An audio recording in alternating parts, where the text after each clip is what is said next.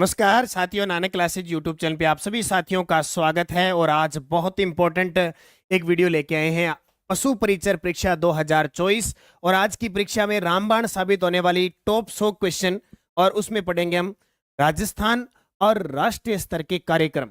और कार्यक्रम का नाम आते ही क्या आता है? कार्यक्रम का नाम आता ही अंतरिक्ष और विज्ञान प्रौद्योगिकी, जहां से वर्तमान में राज्य कर्मचारी चयन बोर्ड आपसे क्वेश्चन पूछेगा।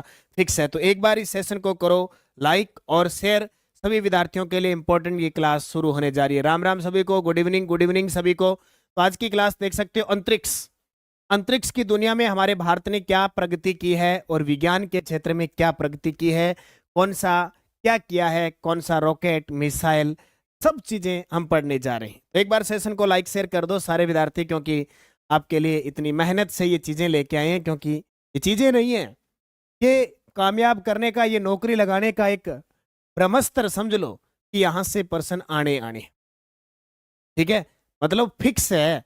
अब ये जो आज क्लास ले रहा हूं ना मैं, यहां से आप देखना पशु परिचर की जो 6 पारियां होगी ना, उस 6 पारियों से पर्सन आएगा। ध्यान से देख लेना, ठीक है। और ये पुस्तक है जो बड़ी गजब की है पशु परिचर के लिए, और राजस्थान के लिए इंपॉर्टेंट है। पशु परिचर एग्जाम फर्स्ट ग्रेड वाले, सेकंड ग्रेड वाले इसको पढ़ सकते हैं। और ये आज का जो टॉपिक पढ़ा रहा हूं, जिसने आरएसप्री का फॉर्म भरा है, वो भी यहाँ से पर्सन टपकाएगा। पक्की बात है। मेरे पास आपकी बुक है पर उसमें पढ़ने का मन नहीं करता। हाँ, बस वही तो बात है, जिसको मन कर जाता है पढ़ने का और पढ़ लेता है वो कामयाब हो जाता है। तो करें स्टार्ट। एक बार लाइक शेयर कर दो सारे विद्यार्थी, यहाँ से पर्सन तो आने हैं पक्के। पहला प्रश्न आपके साथ आज के इस जो राष्ट्रीय और राज्य कार्यक्रम है, उसमें सिर्फ हम अंतरिक्ष और विज्ञान प्रौद्योगिकी के कार्यक्रम की चर्चा करने जा रहे हैं, जहां से आपसे प्रश्न एग्जामिनर पूछेगा। ठीक है जी।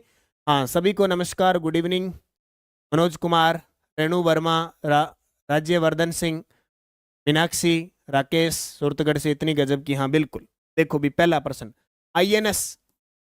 आईएनएस इम्फाल किस परियोजना के तहत निर्मित किया गया है? आईएनएस इम्फाल किस परियोजना के तहत निर्मित किया गया है? तो प्रोजेक्ट 15B के तहत। अब सीधा ही देखो, राष्ट्रीय स्तर का जो करंट आता है ना, सम्मेलन कहाँ हुआ, किसने लॉन्च किया, कहां लॉन्च किया, इसके लिए बस सिंपल से प्रश्न, ठीक है।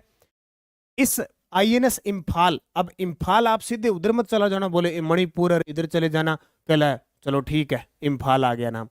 इसको हमारे जो रक्षा मंत्री हैं, रक्षा मंत्री कौन है? राजनाथ सिंह जी। कौन है? राजनाथ सिंह। इनके द्वारा लॉन्च किया गया। कहां लॉन्च किया गया? इसको लॉन्च किया गया, निर्मित किया गया मुंबई में, ठीक है। और इसको भारतीय, आईएनएस का नाम आते तो जल सेना से संबंधित है, भारतीय नौसेना में शामिल, भारतीय नौसेना यानी जल सेना में शामिल। कितनी तारीख कब की है? 26 दिसंबर 2023। अब प्रश्न आ जाए तो गलत नहीं होना चाहिए, ठीक है।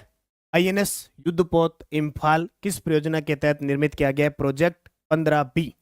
इसने लॉन्च किया रक्षा मंत्री राजनाथ सिंह ने, मुंबई में भारतीय नौसेना में शामिल किया 26 दिसंबर 2023। हाँ, गृह मंत्री अमित शाह है। दूसरा, autonomous flying wing technology demonstrator का पहला सफल उड़ान परीक्षण कब हुआ था? अब ये प्रश्न देखने को थोड़े से मुश्किल लगेंगे, लेकिन इंपॉर्टेंट। आप फर्स्ट ग्रेड वाले भी ये टॉपिक है, पढ़ लेना। फर्स्ट ग्रेड वालों के लिए भी टॉपिक है, इसको पढ़ लेना। तो उत्तर आएगा, पहला सफल उड़ान परीक्षण कब किया गया? दिसंबर 2023 को, ठीक है। किसके द्वारा? डीआरडीओ के द्वारा, ठीक है, डीआरडीओ। इस डीआरडीओ की स्थापना कब हुई थी? 1958 को। वर्तमान में अध्यक्ष कौन है? अध्यक्ष है समीर वी कांत। अब आपसे पूछे डीआरडीओ और इसरो में अंतर क्या है? डीआरडीओ और इसरो में अंतर क्या है? इसरो अंतरिक्ष कार्यक्रम में काम आती है और डीआरडीओ विज्ञान प्रौद्योगिकी के लिए काम करती है। डीआरडीओ मिसाइल वगैरह ये काम है, रॉकेट लॉन्च वगैरह करना है। अंतरिक्ष कार्यक्रम स्पेस एजेंसी है इसरो, उसकी स्थापना 1969 को हुई थी और इसकी स्थापना 1958 को हुई, ठीक है। दोनों याद रखना। Autonomous flying wing technology demonstrator का विकास किसके द्वारा किया गया? तो ये प्रश्न आपके सामने आ गया, डीआरडीओ। किसके द्वारा? DRDO DO। हाँ, राजस्थान के गृह मंत्री हैं मुख्यमंत्री भजनलाल शर्मा। गृह राज्य मंत्री वो आपने बेडम साहब को देख लिया था, जवाहर बेडम साहब है। ठीक है, कल वाले प्रश्न का summer air defence missile system किस प्रकार की मिसाइल है? सा प्रश्न आएगा और पक्का आएगा। पशु परिचर में टॉपिक दे रखा है ना, राष्ट्रीय कार्यक्रम नीतियां, वहां से ये प्रश्न उठेगे और देखते रह जाओगे। जिसने नहीं पढ़ा रह गए। Summer air defence missile system किस प्रकार की मिसाइल है? तो जमीन से हवा में मार करने वाली मिसाइल। कहने का मतलब यहां जमीन पे है और इधर हवा में मार करेगी। एक बार कहते हैं ना, जमीन से जमीन मार करेगी तो जमीन से जमीन, हवा से हवा मार करेगी तो हवा से हवा। ये summer air defence missile system है कि जमीन पे रखो, वार कहां करेगी? ऊपर की तरफ वार करेगी। तो क्या जमीन से हवा में मार करने वाली मिसाइल है। ठीक है। तीसरा, भारतीय तटरक्षक के लिए 6 अगली पीढ़ी के अपतटीय गश्ती जहाजों की खरीद के लिए 1614 यानी 1614 करोड़ के अनुबंध पर किस कंपनी के साथ हस्ताक्षर किए? प्रश्न देखो दोबारा। भारतीय तटरक्षक के लिए 6 अगली पीढ़ी के अपतटीय गश्ती जहाजों की खरीद के लिए 1614 करोड़ के अनुबंध पर किस कंपनी के साथ हस्ताक्षर किए? तो किसके साथ? Mazagon dockyard ship builders company के साथ, Mazagon dockyard ship builders limited के साथ। सीधा सीधा प्रश्न याद रखना, ज्यादा समझाने की सेकंड ग्रेड में नहीं आएगा। भी सेकंड ग्रेड के अंदर टॉपिक नहीं है, करंट का वहां नहीं आएगा। ये प्रश्न आपको फर्स्ट ग्रेड में, फर्स्ट ग्रेड के अंदर और पशु परिचर और RS प्री 3 के लिए इंपॉर्टेंट है। लाइब्रेरियन में नहीं आएगा। अभी फालतू में नहीं पढ़ना, जिसके नहीं आएगा वो मत पढ़ना। ठीक है। रक्षा खरीद परिषद ने किस मल्टी बैरल रॉकेट लॉन्चर प्रणाली के लिए 6400 रॉकेट खरीदने हेतु 2800 करोड़ के प्रस्ताव को मंजूरी? अब जिसके पेपर में नहीं आएगा वो पढ़ने की जरूरत नहीं है। ठीक है, क्योंकि अब पशु परिचर वालों को तो, RS प्री वालों को और फर्स्ट ग्रेड वालों को तो भाई पढ़ना पड़ेगा, इलाज नहीं है इनके पास, न चाहते हुए भी पढ़ना पड़ेगा। हालांकि भाषा समझ में नहीं आती है, कब किसने क्यों नहीं तो रॉकेट बेचारों ने देखा नहीं। ठीक है, फिर भी बेचारे क्या करें, पढ़ना पड़ता है। कितने रॉकेट खरीदने हैं, कितना करोड़ रुपए, कौन सा खरीदना है, पढ़ना पड़ेगा। कोई इलाज नहीं है जिनके पेपर में आए। ठीक है। कौशल कुमार रीट लेवल फर्स्ट का कोर्स लिया, प्रिंट आउट का ऑप्शन आता है? अभी बिल्कुल आता है, प्रिंट आउट का ऑप्शन है, प्रिंट निकाल सकते हो, डाउनलोड होता है।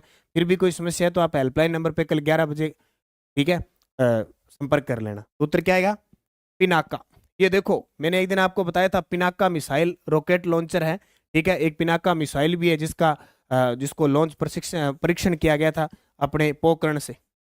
हाँ, इस आकाश गंगा में कैम्ब्रिज विश्वविद्यालय के खगोलविद रोबर्टो मेयोलिनो की टीम ने अब तक का सबसे पुराना 13 अरब वर्ष पुराना ब्लैक होल खोजा है। इस आकाश गंगा में कैम्ब्रिज विश्वविद्यालय के खगोलविद हैं रोबर्टो मेयोलिनो की टीम ने अब तक का सबसे पुराना 13 अरब वर्ष पुराना ब्लैक होल खोजा है। बाकी प्रश्न नहीं आ सके क्योंकि विस्तार का है, तो आ जाए तो आ जाए, नहीं तो नहीं आई। तो उत्तर आएगा GNZ 11। GNZ 11। देश की रक्षा अधिग्रहण परिषद ने वायुसेना के लिए 97 तेजस LC मार्क फर्स्ट ए लड़ाकू विमानों के अतिरिक्त 156 किस हेलीकॉप्टर की खरीद को 30 नवंबर 2023 को मंजूरी दी है? देख लो ढंग से भाई। जय हिंद, मेरी पहली क्लास है, वेरी गुड DK म्यूजिक।